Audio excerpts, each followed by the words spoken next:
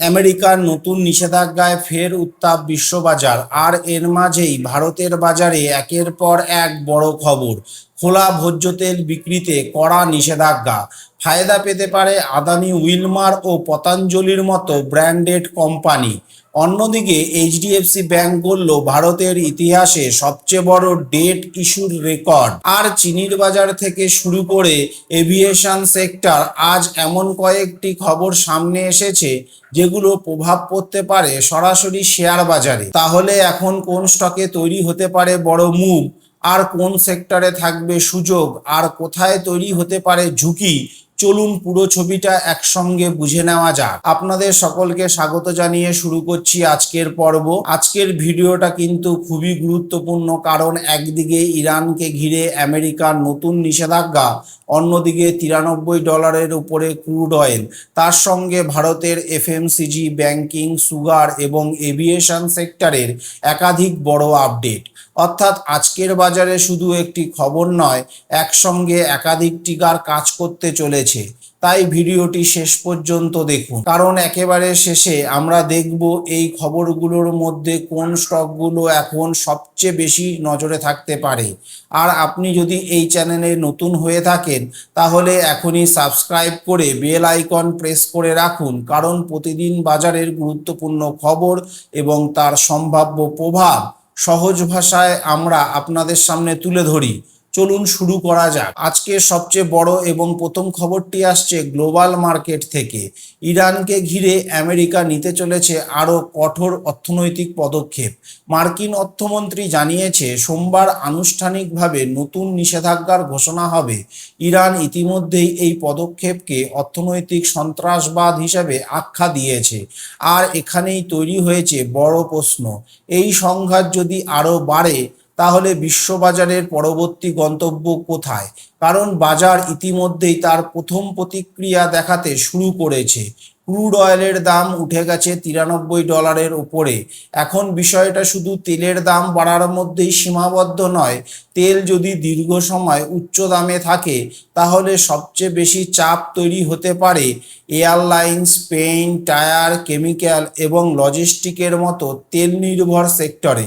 অন্যদিকে কিছু oil and gas company এই পরিস্থিতিতে তুলনামূলকভাবে সুবিধা পেতে পারে। অর্থাৎ একই খবরে কারো জন্য চাপ, আবার কারো জন্য সুযোগ। আর শুধু ক্রুড নয়, বিশ্ববাজারে অনিশ্চয়তা বাড়ার সঙ্গে সঙ্গে গোল্ড এবং সিলভারের মতো সেফ হেভেন অ্যাসেটও জোরালো চাহিদা দেখা যাচ্ছে। তাই এখন সবচেয়ে গুরুত্বপূর্ণ প্রশ্ন, ক্রুড যদি $100 দিকে এগোয়, ভারতীয় শেয়ার বাজারে কোন সেক্টর সবচেয়ে বেশি চাপের মুখে পড়বে? এই বিষয়টা কিন্তু আজকের বাজারে অবশ্যই নজরে রাখতে হবে। এবার আসা যাক ব্যাংকিং সেক্টরের একটি বড় খবরে। এইচডিএফসি ব্যাংক গড়েছে একটি বড় রেকর্ড। তাদের গিফট সিটি ব্রাঞ্চের মাধ্যমে 3 বছর এবং 5 বছরের ডলার বন্ড ইস্যু করে প্রায় $0.75 বিলিয়ন, অর্থাৎ প্রায় $1.25 বিলিয়ন সংগ্রহ করেছে ব্যাংকটি। কিন্তু আসল চমক এখানেই, এই বন্ড ইস্যুতে $3 বিলিয়ন বেশি বিড জমা পড়েছে। অর্থাৎ আন্তর্জাতিক বিনিয়োগকারীদের কাছ থেকে এই ইস্যুতে ব্যাপক চাহিদা দেখা গেছে।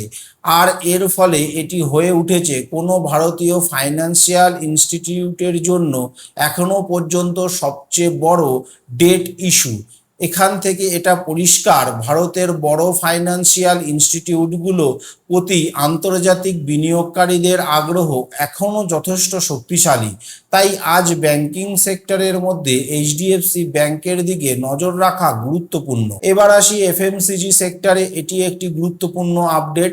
Maharashtra FDA loose edible oil বিক্রির ওপর সম্পূর্ণ নিষেধাজ্ঞা জারি করেছে। অর্থাৎ এখন থেকে নির্দিষ্ট লেবেল এবং প্যাকেজিং ছাড়া খোলা তেল বিক্রি করা যাবে না। আর এই উদ্দেশ্য অবশ্যই কনজিউমার সেফটি এবং ফুড কোয়ালিটি নিশ্চিত করা। কিন্তু স্টক মার্কেটের দৃষ্টিতে এখানে আরও একটি গুরুত্বপূর্ণ বিষয় রয়েছে। এই ধরনের নিয়ম কার্যকর হলে কনজিউমারের মধ্যে ব্র্যান্ডেড এবং প্যাকেজেড এডিবল অয়েলের চাহিদা বাড়তে পারে।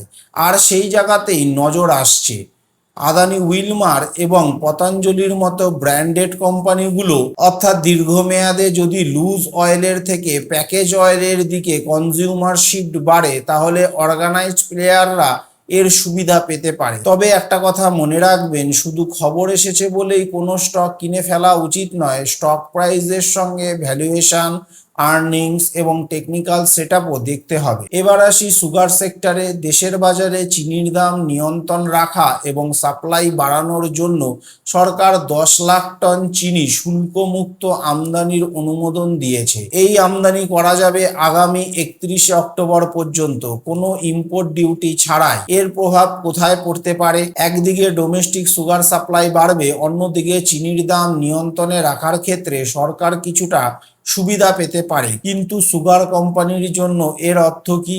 এখানে বিষয়টা একটু মিক্সড, কারণ চিনির দাম যদি কমে তাহলে সুগার প্রোডাকশনের রিঅ্যালিসেশনের উপর চাপ আসতে পারে। তাই সুগার স্টকে এখন কোনো বড় মুভমেন্ট যদি দেখা যায়, তাহলে শুধু প্রাইস অ্যাকশন দেখলেই হবে না, গভর্নমেন্ট পলিসি এবং সুগার প্রাইস দুটোকেই পাশাপাশি দেখতে হবে। এবার আসা যাক এভিয়েশন সেক্টরে। জুলাই মাসে এয়ার ট্রাফিক ডেটা সামনে এসেছে। জুনের তুলনায় জুলাইয়ে ডোমেস্টিক প্যাসেঞ্জার ট্রাফিক প্রায় 4.8% কমেছে। তবে ইয়ার অন ইয়ার হিসাবে ছবিটা পুরোপুরি খারাপ নয়, কারণ এখানে কিছুটা গ্রোথ রয়েছে। এখন এয়ারলাইন মার্কেট শেয়ারের দিকে তাকালে ইন্ডিগোর মার্কেট শেয়ার প্রায় 67.4% আর এয়ার ইন্ডিয়ার শেয়ার প্রায় 24%। অর্থাৎ ডোমেস্টিক অ্যাভিয়েশন মার্কেটে দুই বড় প্লেয়ারের ডমিনেশন এখনো স্পষ্ট। কিন্তু এখানে আরেকটি বিষয় খুব গুরুত্বপূর্ণ, ক্রুড অয়েল এখনো $93 উপরে, আর এভিয়েশন ইন্ডাস্ট্রির জন্য ফিউল কস্ট অত্যন্ত গুরুত্বপূর্ণ। তাই প্যাসেঞ্জার ট্রাফিক কিছুটা দুর্বল হওয়ার পাশাপাশি যদি ফিউল কস্ট আরও বাড়তে থাকে, তাহলে এয়ারলাইন কোম্পানির মার্জিনের ওপর চাপ তৈরি হতে পারে। এই কারণে এখন ইন্ডিগো এবং জিএমআর এয়ারপোর্টের মতো এভিয়েশন রিলেটেড স্টকের উপর নজর রাখতে পারে। তো আজকের বাজারে একদিকে $93 উপরে ক্রুড, অন্যদিকে আমেরিকার নতুন নিষেধাজ্ঞা, তার সঙ্গে ব্যাংকিং, এফএমসিজি, সুগার এবং এভিয়েশন, প্রায় প্রতিটি গুরুত্বপূর্ণ সেক্টরেই রয়েছে কোনো না কোনো বড় খবর। এখন আপনার কাছে আমার প্রশ্ন, ক্রুড অয়েল যদি আরও বাড়ে, তাহলে ভারতের শেয়ার বাজারে সবচেয়ে বেশি চাপ কোন সেক্টরে পড়বে বলে আপনি মনে করেন? আর আজকের খবরগুলোর মধ্যে HDFC bank, Adani Wilmar, sugar stock নাকি এভিয়েশন স্টক, কোন সেক্টরকে আপনি সবচেয়ে বেশি গুরুত্বপূর্ণ বলে মনে করছেন? আপনার মতামত অবশ্যই কমেন্টে লিখুন। ভিডিওটি ভালো লাগলে একটি লাইক করুন, আর এমন প্রতিদিন গুরুত্বপূর্ণ মার্কেট আপডেট পেতে চ্যানেলটি সাবস্ক্রাইব করে বেল আইকন প্রেস করে রাখুন। দেখা হচ্ছে পরবর্তী ভিডিওতে। Happy investing.